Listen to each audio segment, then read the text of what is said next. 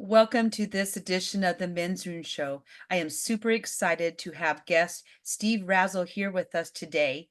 And the reason why I'm so excited is not about just the talent that he brings to the world as a psychic medium, but more the wanting to fit in and connect with others. And growing up, he knew that he was different. He knew that something was something worth exploring, but he didn't really know what that was. And so that's what we're going to be talking to today is about how you can take being sensitive or being different and realize that underlying is probably a gift of some sort. And it's about embracing that gift, knowing what it is, and then using it for the good of the world and celebrating being different rather than trying to conform to everyone in society with our similarities. And so with that, I'm going to turn it over to Steve. And so what I want to ask you first is, at what point did you begin to suspect that your sensitivity wasn't just an emotional trait, but that you were connected to something more like your psychic abilities? Thank you for having the show, Linda, first of all. Um, Probably for me, about the age of 15 or 16, I really started to understand what it was more than just being overly sensitive. I was oversensitive as a child, very quiet, very reserved, and always had a feeling there was something very different about me. There's something more to the world, there's something more to life than how we know it. And I suppose really for me, I was brought up in a quite a spiritual. Well, my mum was had a quite a spiritual aspect on life. I was always very interested in mediums, in psychics. My grandmother going back in the family as well, but I didn't really understand. I was too young to really understand at the time. That's what it was. But at the age of about 15, I think I was at the time, I went to see a medium in London, an American medium actually, and she told me I was with my mum and my sister, one of my sisters. She actually told me that I had the ability, said that I was sensitive to spirit. You're sensitive as a young man and everything, as she said to me. And she said to me, eventually you will go on to be a medium, you will go on to be a psychic and learned how to connect to the spirit world. At the time, I didn't really understand much about it. It wasn't. I was interested, but I didn't know the ins and outs of it all. And from that day onwards, obviously, I was very young at the time, and I just got on with my schoolwork, college work, and then as I progressed through life, I started to become aware of spirit. I didn't really understand that that's what it was.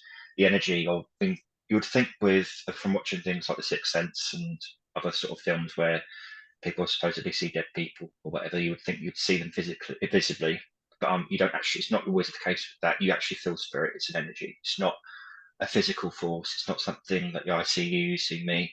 It's more of an energetic kind of force you can't always see. You can only feel. And that's really what it was for me when I got to the age of, well, I was late teens, early 20s, when I went into my first development circle. That's when I really started to work with spirit, when I started to understand what it was about, really understand what I was meant to do with that ability or gift that I had and still have to this day. Thank you for sharing that with us. And one of the things that I'm hearing is the fact that it's hard when there are things that you can't see. And Mhm. so it's more about that inner knowing and the energy space and embracing that. And so I can see that having this ability, it might be hard to explain to another person because they cannot see it. And so how do you make sense of what you do and put it in a context that somebody else might be able to understand, knowing that most of us we want to see it to believe it. Mm. Well, the truth is, everyone has the ability to delve into their mediumship, work with the spirit world, work with their intuition. Everyone has an intuition, language of the soul that comes from the solar plexus. We will understand, sometimes we get a sense of something not being right or getting a certain feeling about when we meet somebody or a certain situation. We will have this ability to work with spirit. We will have the ability to work with our intuition. The way to put it into that sort of box where you say, how do you explain it to someone is, we want to see it to believe it. You can't see it. You can only, there are times where people will see spirit people or residual energy in certain buildings and things like that, where they'll actually see someone of the century that they lived in, or and so on. But really, you either believe in it or you don't believe in it. It's not for everybody. I mean, I don't enforce it on anyone. If someone wants to talk to me about it, then that's absolutely fine, even if they don't believe in it, if they're skeptical. But the truth is, it's like religion. You either believe in it or you don't. And it's something I keep very much to myself. I don't, shout about it in public or really get. I don't ever approach people about it. If they're happy, if they would like me to explain what I do and go into depth, then I'm happy to do so. So do you find, because you don't approach people to speak to it, does it ever feel like this being different and having this ability, do you ever feel like you're alone in at all? Do you feel that way? Have you ever felt that way, or no, that's is just something that you accept? Uh, as a child, yes. I mean, it took me a long time to sort of understand myself. And as a teenager, it's quite a difficult time of your life when you're growing up and you're becoming an adult and you can do adult things and do what you like to do, basically. But then I found it difficult. Now, as I've got older, past my teens, I don't really feel lonely at all. I mean, I've got plenty of friends and people that I know involved in this sort of work, so I never really feel lonely at all. It's really something that I don't experience now, to be honest. And so what do you think shifted for you from maybe feeling like you were alone to feeling like it doesn't matter anymore? That you So have a, a network of people that are close to you that you connect with, or what shifted? definitely. It's self-acceptance more than anything else. It's accepting who you are. I mean, everyone's very different. Sensitive people, 90% of the time, more than 90% of the time, probably 99% of the time, it's people that are very sensitive, young kids, adults, are very spiritually connected. You have to be a BGM, you have to be a psychic, you have to be able to feel and sense energy. And that's really what it's all about, is energy work. And really, more than anything, I think for anything in life, it's self-acceptance. If you're not happy in yourself, if you don't understand yourself, then you can't, you know, it's not a selfish quote, it's the truth. Making yourself happy, being happy within yourself and being self-accepting, then you can move forward with your life in a much more happier direction, I think, more than anything else. And for me, that's what I did. And I don't have any shame in what I do. I don't have any uncomfortableness in what I do at all now. I'm all happy. And the thing is, the right kinds of people come into your life. The ones that aren't meant to be there will leave, and you just start moving forward. Life is about that. Life is about moving forward. It's not about looking backwards. Even though those have had difficult lives and so on, I mean, it's a difficult thing to do, but I'd really think to move forward, you've got to accept yourself. You've got to appreciate yourself and love yourself for what you are and who you are and what you do and your interests. That's really true. I mean, self-acceptance, we talk about it all the time, but until we fall into that space and really start to learn what that means. A lot of times we'll ignore our intuition, right? Mhm. We're always trying to look for the what's logical, what can we see, what can we prove out, and so we may not tap into that energy Yeah, of intuition. But I would say the moment that you have that self-acceptance, you're also open to other ideas of exploration, and exactly. whatever happens in that exploration doesn't necessarily put you into a box of sorts. If anything, it opens things up to exploration.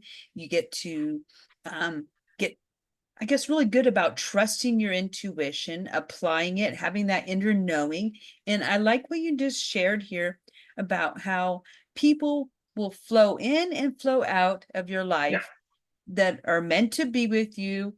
And, that's a cliche about how people come in and sometimes they're, someone that teach you a lesson. yeah, Sometimes, they might be there for other reasons, and you don't always know. You don't mhm, always know why something happened in the way that it did, but later on, because you have that openness to that exploration and getting curious about what is, and not putting so much attachment on people's places and circumstances, it makes it much easier to go into that place of self-acceptance. And, because self-acceptance is a little bit different than that sense of wanting to belong to something bigger than yourself. But we would find that in the journey of belonging, a lot of times people don't get that self-acceptance. They'll follow Yeah. along what everyone else is doing.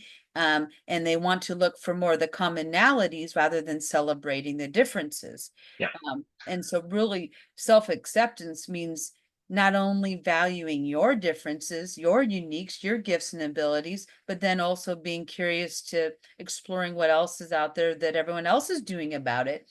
And you're gonna find that the flowing in and flowing out, you might not like it at first, Hmm. but the Yeah. moment that you realize that people are flowing in and out and that everything's energy, the space that you take up, the person that you run into, the person that leaves, you always find that new things are always coming in. And so, I think a lot about life these days. Yeah. Because I'm midway through my life, and I think about all the times where maybe I didn't accept who I was and the gifts that I would bring, because certain things are valued in society. I mean, we're not gonna say that that's not true, because it is true. Certain things will get you seen and noticed, and other things that might be a little more hidden or behind the scenes, maybe not so much. And so we put a lot of value on what we can see. Of We course. really do. And I'm finding there's a lot of beauty in what we can't see, the things Yes. that maybe aren't front and center. And so that's really a gift in itself, to be able to realize that life is really full is really full of ebbs and flows, because you know when things are maybe difficult in your life, you can like take a look at it and like, why is this happening? It's not really fair that this has Yeah. happened. And then something good will happen, so you'll be on the higher end of the wave, and you're going to feel great and excited, and then the next day is a little more normal. And I find that a lot of us tend to get so in tune to the ups and downs of the energy, and wanting to always be on the upper end of it, when really being comfortable with even on the days that maybe aren't so exciting and full of things. Um it, it when once you get to a place where you can do that, life is so much better, because you It realize you is. can't have one without the other. And people tell you that all the time, but until you really experience it for yourself in your own way, you don't get it. Exactly. You can't have one without the other. I mean, you can go one way or the other. I mean, life is a path. The future's not fixed 100%. I always tell that to my clients. I mean, there are things that will come into your life. There are things that you're meant to have, and some things you're not meant to have, or some things you can have where you can have one or the other. That's the way it is. But the one thing that life is about is it's a learning curve. That's why we're here. It's your soul's growth, it's your soul's learning, and everything like that. You're evolving all the time. You come in and out of. I mean, I'm a strong believer in reincarnation. I don't think there's ever with all of us have had previous lives, most of us anyway. New souls are brought in, but I think for us, certainly people that have these gifts that are very sensitive, etc., they do have many lives. They've had probably more than anyone in and out of this world, or in and out of what they call the earth plane, and have many experiences. But that's what we're all doing. I mean, we're meant to learn from our mistakes. We're meant to help, or hopefully help each other as well. But there's many things that we have to come to terms with. I mean, nothing's going to be straightforward in life. I can't remember who said it, but recently I heard this saying, "It's like a heart monitor, up and down, beat tune. That's life, up and down, up and down. And when the cable's pulled out, that's when it's the end. I mean, that's going to be life the whole time. It's never going to be, we have our, physical problems, mental health problems and everything. That's the thing with society now. With a lot of younger people, it's so tough on, the way that you look, the way that you have to. I mean, groups have always been a thing, along with the gang and everything like that. But particularly this day and age with social media, it's far tougher. I really think it hasn't done the world much good at all, particularly for the younger generation, having to look a certain way and having to act a certain way. It's even tougher. And being an individual in that sort of in that circumstance, it's a lot more tough. Oh yes, it definitely is tough. And I'm thinking about some of the things that young people experience when they're sensitive, and they're in tune with their energy. I'm gonna agree that with people that are sensitive to their stimulus in their environment, um that's a tough place to be, because It sometimes is. when you show up, people will say, well, you're too sensitive. Why can't you just roll with the punches? And and so sometimes us sensitive people will try to be less sensitive, and try Yeah. to fit in again, because we want to belong. and and It so doesn't work that way. and so I found that one of the things I had to learn was, the more that I have to fight to fit in and to suppress being sensitive or caring about things so deeply, that means that I'm in a space that I probably don't need to be in, because the Yeah. moment you're in that space where you're not having to fight to to do anything, it's more like you just are there to be who you authentically are, sensitive self or not. It's so much more rewarding. It's so much more satisfying. And so you get to a point where, if somebody says that you're too sensitive, or you're too much anything, I'm like, well, who are you You are who to you are. say that Yeah. I'm too much or too little, any more than I would tell them they're too much or too little. So really, when it becomes like that, I'm like, well, I wish them well. I'm gonna go Yeah. on and find my way.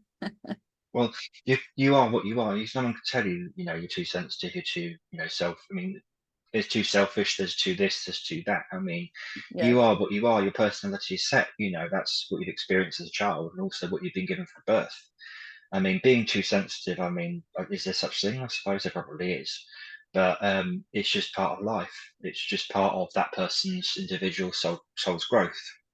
But it's the thing with our gifts, whatever. If you're sensitive, if you're ambitious, whatever, it's using them to guide you through life. I mean, using that sensitivity, using that ambitious, or that very full on kind of, if you're unsensitive, you're unsensitive.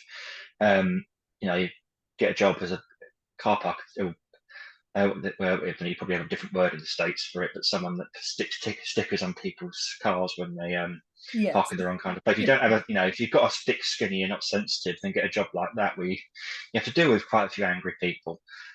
Traffic warden, that's the word I was looking for. But anything, you find a job, you find a pathway in your life that you enjoy. You find your hobbies, or um, again, self-acceptance is more important than anything else. It's also not worrying about what people say. I mean, with social media, I mean, trolling and everything goes on all the time.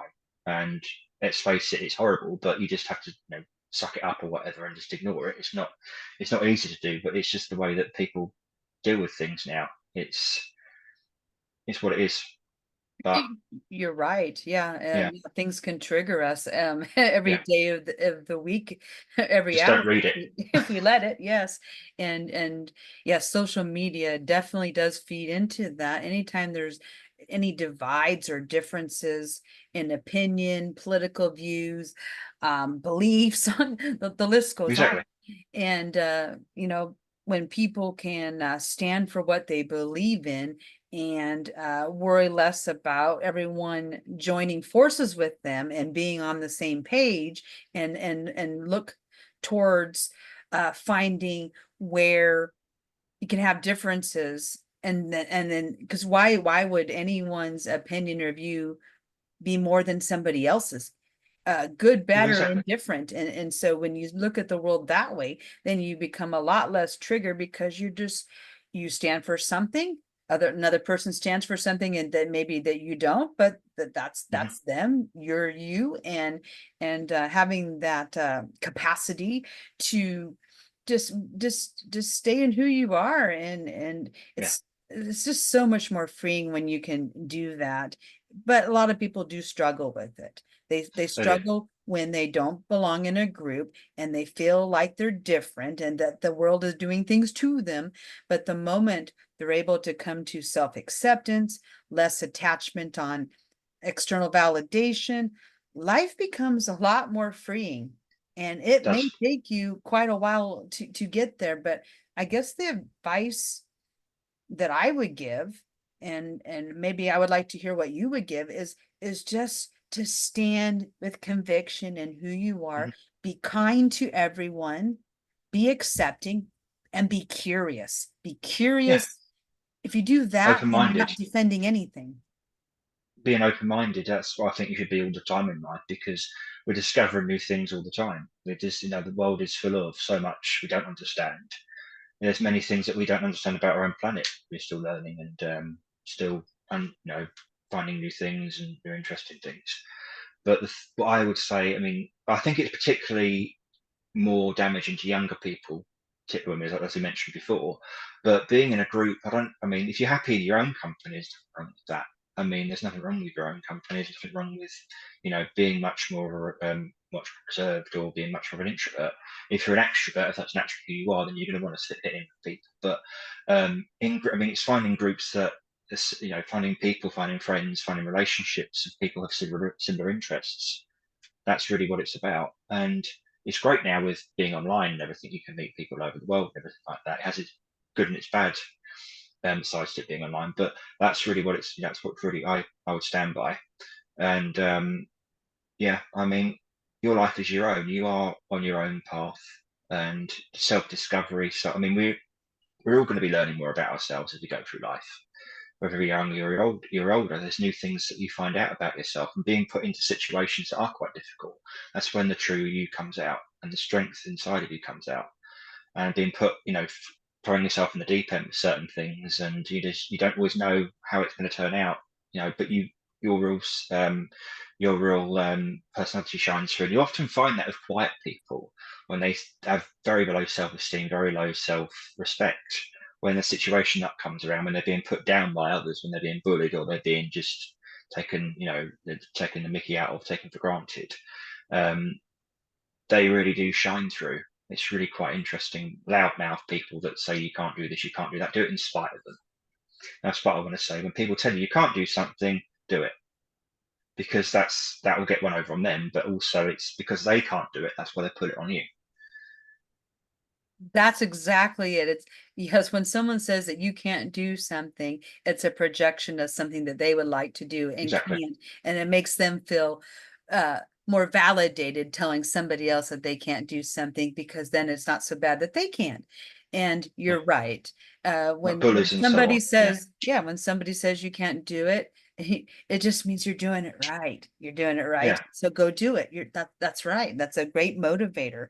Um, as we've been talking, I've been thinking a lot about the things of really that self-acceptance, that moving forward, even when you might get criticism or bullying, or being told that you're too much or too little, um, in your work, because I want to bring it back to the work, Sure.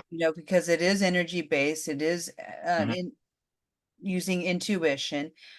Would you say is your most memorable or most meaningful experience that you've had working with a client, and how did it impact you? Well, I've had quite a few, but I've mentioned this before on a previous podcast. But this is going back a couple of years now, 2 or 3 years ago, I suppose. I had a client who, probably middle-aged lady, very lovely, and online. So actually was on it was on the phone, so I couldn't actually see her. But I always make sure before I see a client, I tune myself in and everything straight away. It's a long process of how I do it and everything else. But I knew that her son was there in the room, and I knew, unfortunately, that he had sadly crossed over by his own actions. I'm not going to use the term, because you're not allowed to on YouTube, but Mhm. unfortunately took his own life. And I knew that straight away. And I think I got his name, I can't remember now. But um, when I spoke to this lady, I mean, she went straight away, yeah, that's my son. I described everything. And I mean, no parent can ever, you can't imagine that unless you actually experienced it yourself from being a parent if you've lost a child in that way. But the way that she was, so happy that he'd come through and just knew that he was still there, knew that he was fine and happy and everything like that. And the thing that she did, and she was then training to be a bereavement counsellor for parents that have lost children in that way, lost their kids. I mean, like, how can you do that? I mean, you can't. I mean, that's like something she's giving back that she's been through. So more or less every day, that's her way of coping, I suppose, with the loss of her son in that way, is by helping others.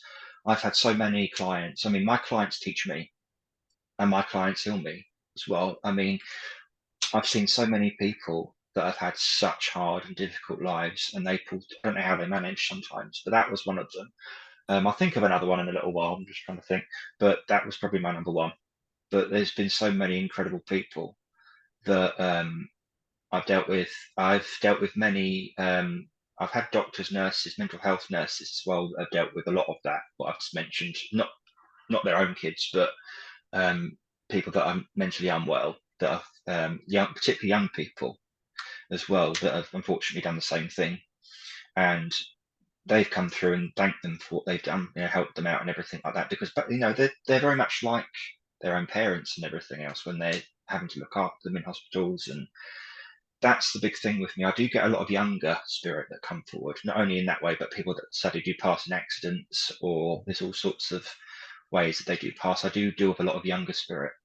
With I don't know, it's just how I work, I suppose. It's the right kinds of people do find you as well. I mean, people go through, people book with you because they feel drawn to you, and that's one thing. But I never take my work for granted ever. And the thing is, it's somebody's life, it's someone in the spirit's life. Also, it's someone physical or outside of life who has to deal with that as well. It's how you come across to someone. And my real goal is to give people hope and support and, well, proof not only that there is life after death, but there is also still love there. They are still there. If you've lost someone in a tragic way, or someone that you've been married to or been with who have passed, you miss them terribly. It's giving them that hope and giving them that proof that they're still there. All the evidence of survival, also a lot of evidence about who that person was, their traits, their names, birthdays, hobbies, work, occupation, all of that sort of thing. That's all vital in mediumship. It's all about detail. But that lady, as I mentioned to begin with, I mean, she really opened my eyes and it really taught me, this is not to be taken lightly, it's to be taken seriously. And I just couldn't believe how she'd been through all of that, and her way of coping was to. I mean, I think she probably by now she's got the qualifications, and is doing very well for herself. And it just real humbling moment, for me. I mean, it's a humbling experience working with spirit. That is That's such really what how I see it. a beautiful story, of how you use your gift to help people to heal, because people that are sensitive are able to help people Yeah, heal.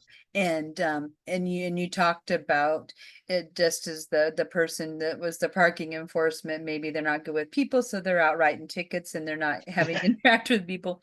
So people they probably enjoy it. Some of them as well. You never know. Yes, and that's okay for that person to have that job. They're best suited for it, and it works for them.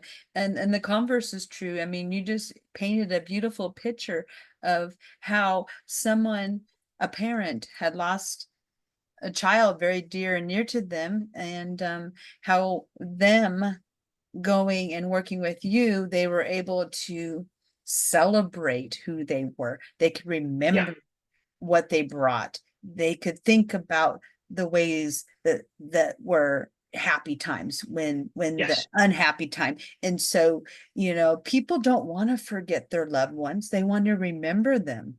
yeah, And so there's that fine line between how do we celebrate the person but yet mourn for them at the same time. And I will tell you that I've seen some people, when somebody leaves, they want to be in a place of more that mourning, because they feel that's the best way to honor. And then there's other yeah, individuals that want to do more of the celebrate the life of who they were, and remember that. And those two particular pathways can really be at odds, I've found. Um, yeah, I've experienced it myself, wanting to be more on the remembering side of it. And the other person, it was more, I think they felt like they needed to recognize the sadness and the missing and all of that. And both very valid ways of healing. and and mhm, and and that one's a hard one. And do you ever it find is. in your Mm. work that that can become a difficult thing to have, because if a person maybe recognizes grief differently than you would, does that Yeah. ever come into play? I'm curious. Well, grief, I mean, there's no two ways about it. I mean, it's different for everybody. I mean, people grieve differently, and that's really, I always say to anybody, come to see me when you feel the time is right. There's a lot of tears quite often with the readings, but a lot of the time they're tears of joy. I mean, the thing is, I mean, although you don't have a physical form, when you pass to the spirit world, your soul, it's an energy, as you spoke. It's like electronic field. It's what comes out of you, and you become part of the universe.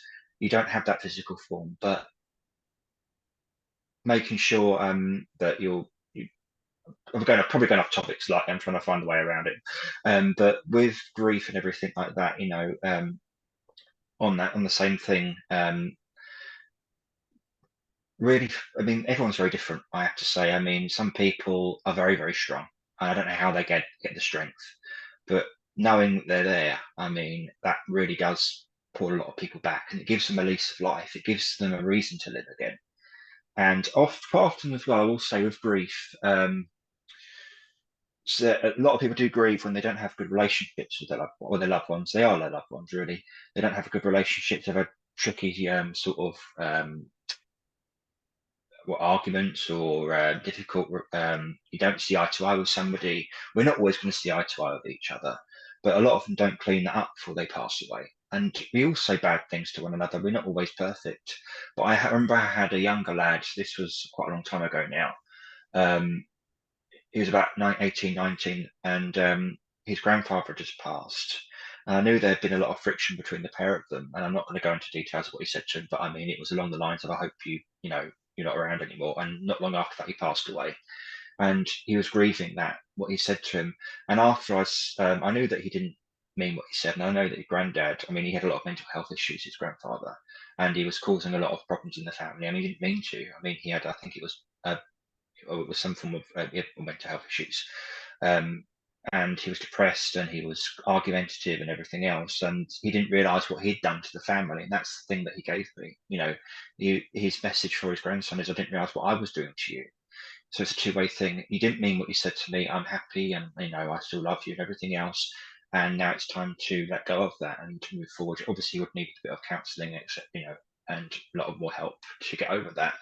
But a lot of the time, when we pass to spirit, we look back, always look back over our life, and grief from both sides, also from the spirit side, they then realize what life they've lived and everything else. They get all the help that they need.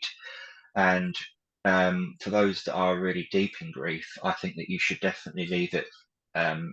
We're always going to be in grief, but it's not the best thing to go to a medium straight away after someone's passed necessarily, because A, the spirit's not always going to be ready, and B, if you're in a really grief-stricken way, it's very, very hard to make a link a lot of the time because you're so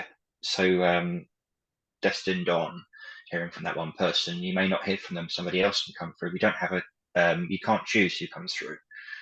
The medium can't choose a spirit. The spirit come through when they're ready. So I hope that's answered that question. Oh, yes, no, you've answered Went a it. bit off topic.